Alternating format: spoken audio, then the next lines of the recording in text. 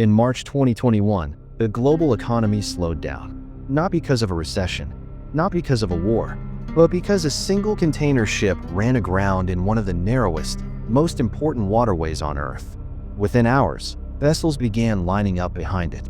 Oil tankers, cargo ships stacked with steel containers, grain carriers. Every hour the blockage continued.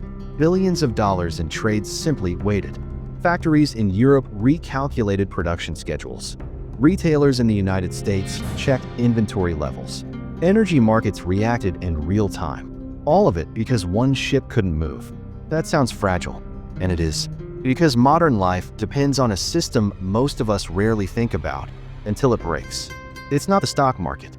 It's not the internet. It's something more physical, heavier, slower, and, in many ways, more foundational. Look around your home, your phone, your car, the wiring in your walls, the coffee in your kitchen, the medication in your cabinet, the clothes in your closet.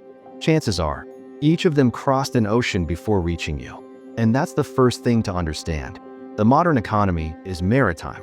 Roughly 90% of global trade moves by sea. Not because it's fast. It isn't. Not because it's glamorous. It's not. But because it's efficient at scale. And scale is what built globalization. But that raises a deeper question. How do we build a world where almost everything depends on ships? The answer begins with a box. Before the 1950s, shipping was chaotic.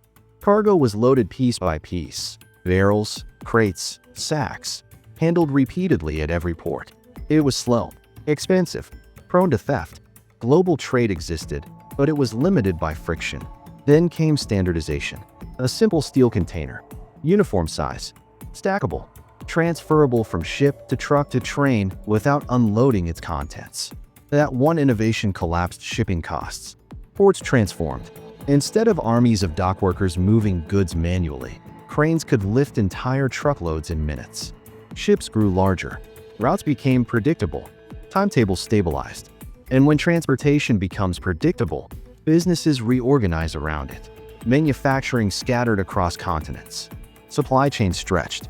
A product could be designed in California, assembled in Asia, and sold in London, because the cost of moving parts across oceans became almost negligible compared to producing them domestically. Shipping didn't just move goods. It rewired the global economy. But here's where this gets interesting. The system works because it is tightly choreographed. Modern ports operate like logistical engines. Megaships arrive within scheduled windows measured in hours. Containers are scanned, sorted, and redirected almost instantly. Rail and truck networks synchronize with vessel arrivals. Algorithms adjust routes around weather and congestion.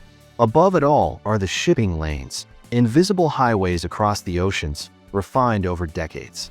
Asia to North America, Europe to the Middle East, Australia to China. They form something like arteries. And arteries have choke points. Global trade funnels through narrow passages, canals carved through land, straits squeezed between coastlines. The Suez Canal, the Panama Canal, the Strait of Malacca, the Strait of Hormuz. These are shortcuts. They are also pressure points. Which brings us back to that ship in 2021.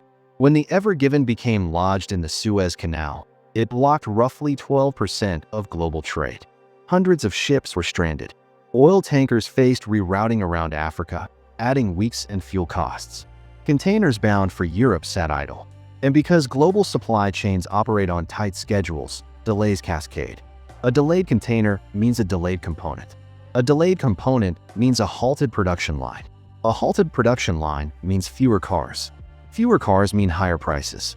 The blockage lasted less than a week. The consequences lasted months. Shipping rates surged.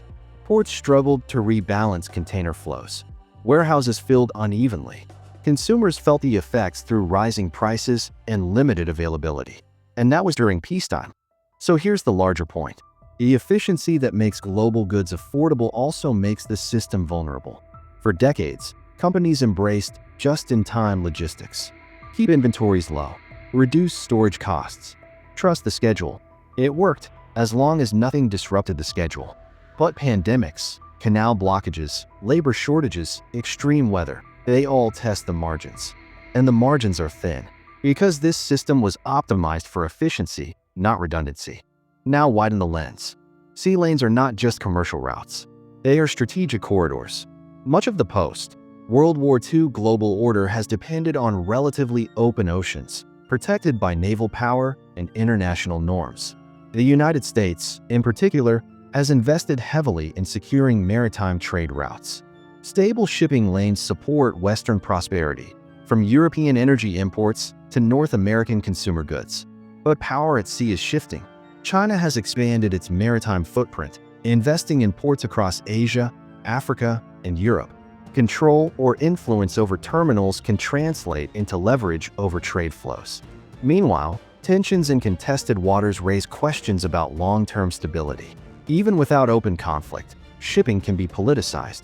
Sanctions restrict exports. Insurance premiums rise in unstable regions. Rerouted vessels increase transit times and costs. A conflict near a choke point can send global markets reacting within minutes. Energy provides a clear example. A significant share of global oil passes through narrow straits. If those routes are threatened, even temporarily, fuel prices rise. For households in the UK, Canada, or Australia, that means higher transportation costs and broader inflation. The connection feels distant, but it isn't.